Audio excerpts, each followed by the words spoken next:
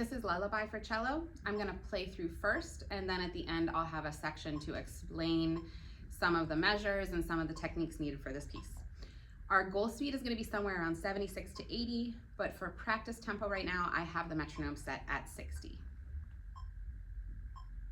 1 and 2, 3.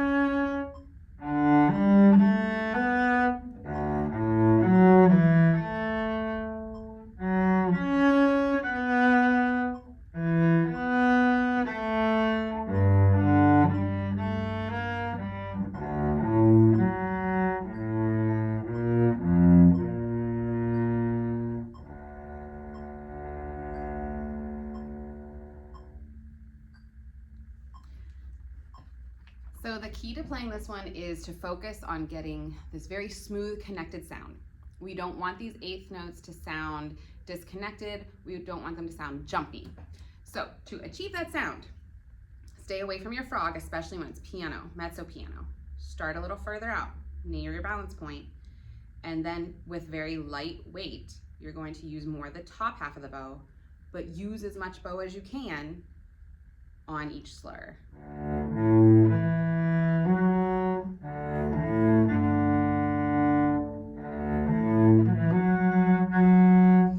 And then when we have some of these measures like measure 4, and we have it again, like throughout, you have these eighth notes to start on the and.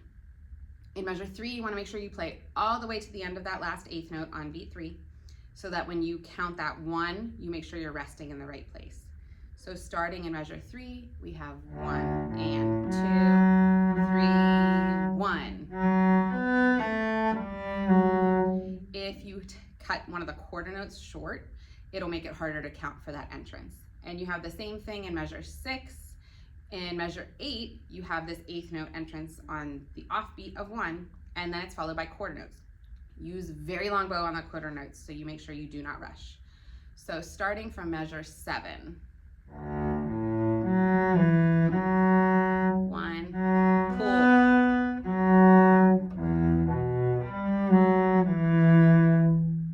Pull. And that brings us to measure 12. Measure 12, there's 2 different ways to play it. We have F sharp, G, A. So from that B in the measure before, just stretch your second finger, put it on the third tape, then set your 4, and then open A. You can also, to avoid the string crossing, move to second position. So on your third finger tape, you'll set your first finger for F sharp, third finger will play the G sharp, and then your fourth finger will play A. So I'm going to play measure 11 and 12 both ways. First way in first position.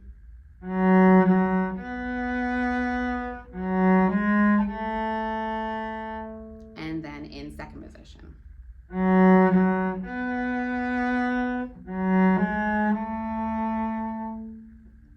And again, anytime you have half notes or you have sets of 4 slurs on the second part of the measure, make sure on that first part, on that first beat, you pull as much bow as you can so that the next part will be very, very clear. Okay, we are going to jump down to measure 35. This is where we now have mezzo forte, so move your bow down towards the bridge a little bit and make sure you're adding some more weight, and you can start moving a little bit closer towards the frog.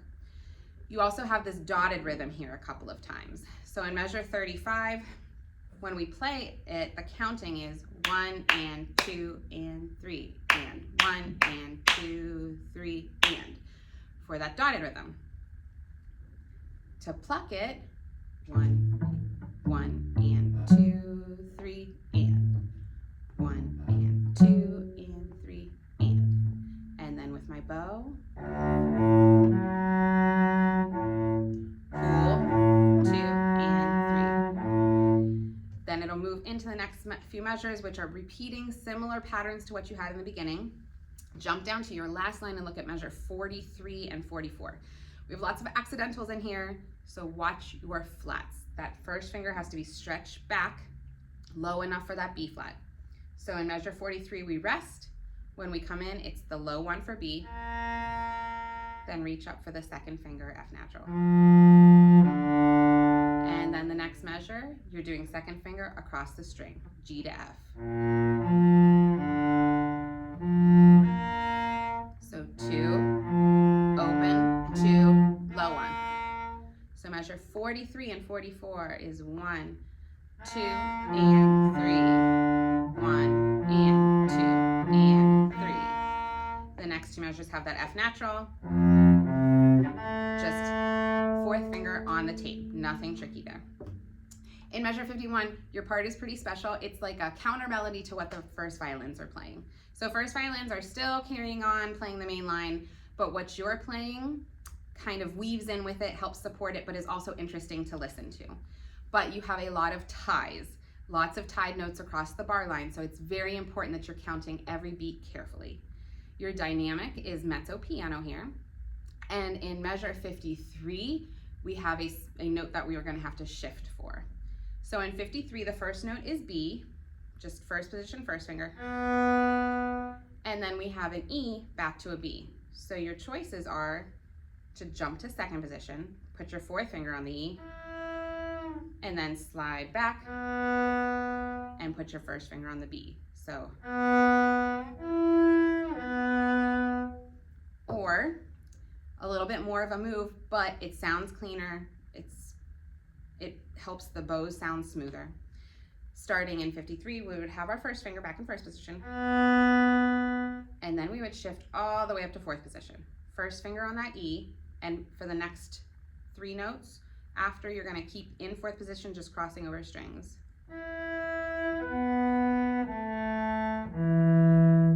So B, crossover, crossover. And then for the next measure, after you rest, you're back in first position. So right now I'm going to play measure 51. This section I'm going to count so you can really hear where the ties lay. 1, 2, 3, and 1, 2, 3, 1, 2, 3, 1, 2, 3, 1, 2, 3, 1, 2, 3, 1, 2, 3, 1, 2, and 3, and 1, 3, 1, 3, 1, 2, and 3. And from that point on, there's not any more ties. Still a lot of the slurs, still make sure you're using a lot of bow. At any point, if you feel like you're playing and it sounds choppy, stop, put your bow down, pluck to make sure you got your left hand, and then when you add your bow, focus on pulling as much bow as you can. A lot of times in this one, it starts to sound choppy and some of the notes are difficult to fit in the slurs because you're just not using enough bow. We're gonna jump down to 75 and 76 now. It's similar to what we had back at measure 43 on the first page, but the end of 76 changes a little bit. So again, we have that B flat, that low 1. Second fingers that are gonna cross from G to D. Fourth finger on the A string, and then here, second finger on D, we'll cross over to the second finger on A, and then you gotta reach back for that low 1. So 75 is 1.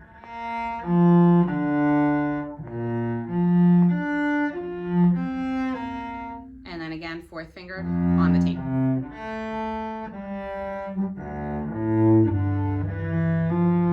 And now we're at measure 79. 2 ways to play this. One is just in first position.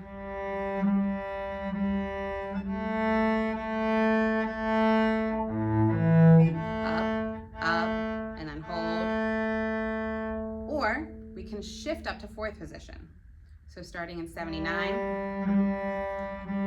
for the A, fourth position on the D string with the first finger. And then I'm gonna stay in fourth, but I'm gonna cross all the way over to the C string, put my third finger, cross that over to the G string, then back to D with a 1. So the whole thing.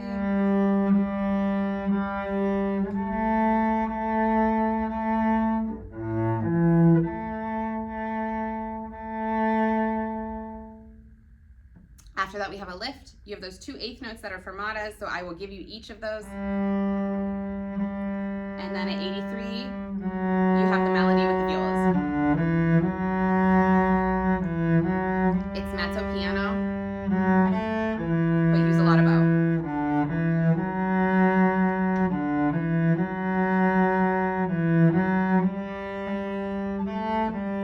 Crescendo, 1 and 2. A little closer to the bridge. Still cool. And now a decrescendo.